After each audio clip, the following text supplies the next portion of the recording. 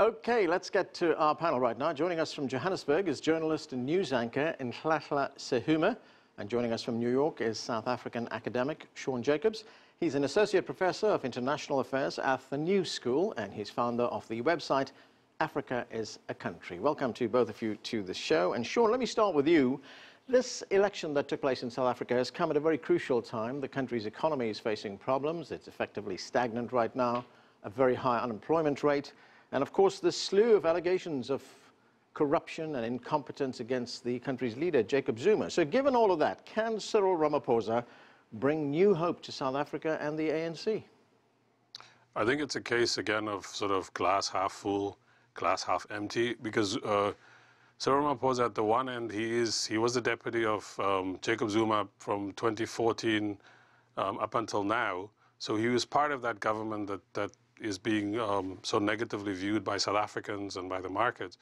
At the same time, he did campaign, as your reporter said, on an anti-corruption stance. And even before this election, he came up with what he called a 10-point plan, an aggressive plan to create jobs, to deal with corruption inside the ANC. And to some extent, he had created an impression or a notion of himself as being sort of not in the same camp as Jacob Zuma. The media in South Africa, the mainstream media, the business community, they see in Cyril Ramaphosa as their man, and he'll get the kind of support that I think Jacob Zuma did not have in trying to bring about, try to grow the economy, try to get the most important sectors of society, i.e. business, the unions, the South African Communist Party, disaffected ANC members onto his side. So that might happen. At the same time, again, that's what I'm saying, glass half full, glass half empty. The top six of the ANC, half of them are still people that were closely aligned to Jacob Zuma, that are implicated or are associated with the allegations of state capture, which is the way that people assume or make these arguments that the South African state has been captured by corrupt elements. So it's a case of, at the one end, people are optimistic, but on the other end, Cyril Ramaphosa was as much part of the government since 2014. So Nhlanhla, I guess the challenge for Cyril Ramaphosa right now is unity, bringing about unity in the party and getting the support of the party behind him. He is the deputy president of South Africa, and he's vowed that the ANC will emerge, and I'm quoting here, united, renewed and confident. But as we've seen, there's been a lot of infighting in the ANC, and this, of course, was a very close election. And as Shaun just pointed out, some of the others at the very senior levels of the ANC have themselves been accused of cronyism, have been accused of corruption as well. Can he unite this party, which is very deeply divided, or will he face obstruction from certain quarters of the party?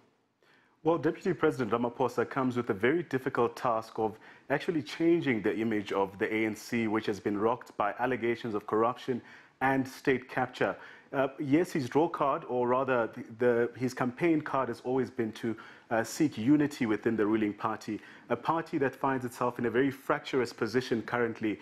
And even within the top leadership of the ruling party, being the top six, you see two elements here, or two divided slates. One which has representatives from his running mate, Nkosazana Dlamini Zuma, and his own slate. The top six of the ruling party right now, one would consider it very divided. But however, given Cyril Ramaphosa's very good negotiating skills and his very firm hand, many are hoping that he will have the ability to unite this very fractious party and win the support of this other slate of the ruling party, which is seemingly very divided currently. Shaun, as we're hearing, the allegations of corruption, they loom very large in South Africa. In fact, it was something that was dominant during the election. What can Cyril Ramaphosa do to address these corruption scandals and the incompetence that exists in many parts of government? Yeah, the thing with Cyril Ramaphosa is he's only now the president of the ANC. He's not the president of the country yet. And the key question debated in South Africa is whether the current president, Jacob Zuma, will be allowed to serve out his term and give what is called the State of the Nation address in early next year, or whether he should be removed from office and Cyril Ramaphosa comes in, makes bold announcements, also institute what people want, which is called a commission of inquiry into state capture, i.e. into corruption. The latest news reports from South Africa suggest that Zuma's spokespeople, the people around Zuma saying, no, he will give the speech. He is going to sit through until the election. The second question is, as the other guest said, half of that top six, the people running the organization at the top end of it, are Jacob Zuma allies. Will they prevent Cyril Ramaphosa from pushing through these kind of reforms? And then I think finally, we're working with the assumption that the ANC will win the election in 2019. It looks like that with a very minimal majority. Some people suggest the ANC may have to govern with a coalition. I mean, I don't think that another party will win the election, but will be a very weak ANC, and as the other guest said, riven by these tensions about whether or not to attack this kind of corruption that exists within the organization, and that I think has damaged the organization from what it was, you know, South Africa's most dominant organization that set the agenda for South Africa's political future, to now where I think most South Africans, even those who vote for the ANC, I don't think they have any faith in the ANC to do this. And Hlahla, what is Jacob Zuma's future right now? There is a procedure in South Africa where the president can be recalled. In other words, the person who's leader of the party will take over. In this case, it'll be Cyril Ramaphosa. We saw that in the case of Thabo Mbeki, who was recalled, and then Jacob Zuma became the leader of the country. But what is his fate right now? And if he does leave government, will he still have to face all those hundreds of charges of corruption? Well, it's still unclear for now as to what President Jacob Zuma's future is regarding his presidency, because there are people within the circles of the ANC who would like to see him recalled as the president of South Africa. But it's still yet to be seen whether Cyril Ramaphosa will have enough support even within his NEC to even call for a move to have the president recalled, as was the case with President Thabo Mbeki. So a lot of uncertainty still reigns. Many are saying that, look, the ANC should give him the opportunity to see through his term, which of course ends in 2019, when South Africa will then decide on a new president for the country. Isn't that a dilemma for the ANC in Hlahla, that he sees through his term and effectively does more damage to the ANC? Well, President Zuma presidency going forward will come with a lot of doubt, given the fact that he still has these over 700 charges of corruption, which are still looming over his head. So many people are very concerned about that, and also allegations that he's got close ties to the Gupta family, who have been accused of influencing cabinet appointments, and were accused of influencing government contracts. So there's still a lot of uncertainty as to what will the decision be. Will Cyril Ramaphosa be the man who actually pushes to have the president recalled? Right, I should just add that Jacob Zuma has, of course, denied all those allegations against him. Sean, what is your view on that? If Jacob Zuma stays in power until the next election in 2019, does the ANC go into that election weakened?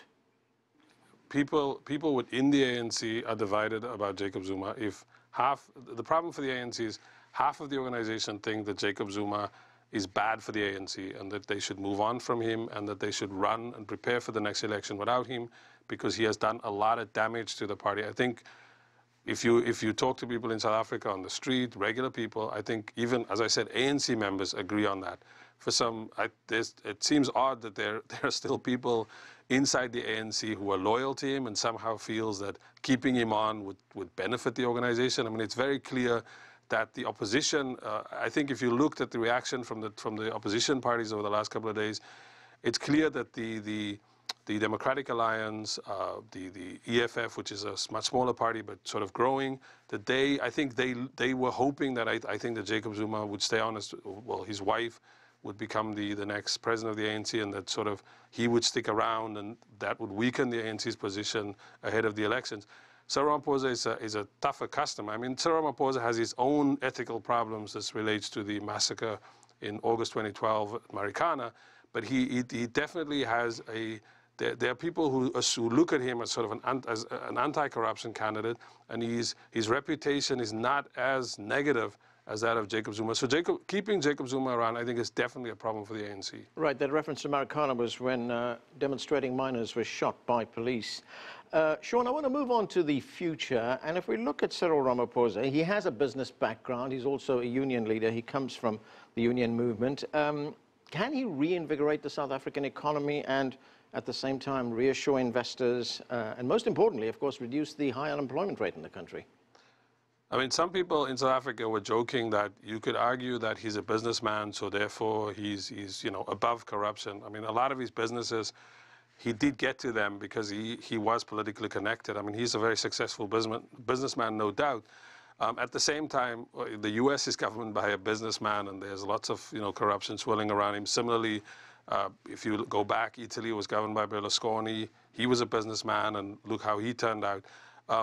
I think Ramaphosa, a mixture of sort of a tough negotiator. I mean, this is a man who led probably what was under apartheid the biggest strike in the mining sector, who built up the mine workers into the strongest union inside South Africa, who negotiated with the biggest mining corporations, Anglo-American, etc. So, he's a tough negotiator. And also, in order to become ANC president within this environment of these very powerful interests of the Gupta family, of these other members of the top 6 in the ANC who are allied to Zuma, that he managed to maneuver in a process where people openly, the ANC Secretary General acknowledges that within the ANC now, voting, becoming a delegate and voting is about money and people are being manipulated. So the fact that Cyril Ramaphosa managed to pull that off suggests that he's a very strong, he has a very strong political character, and that hopefully he will make his agenda happen now that he's president of the ANC.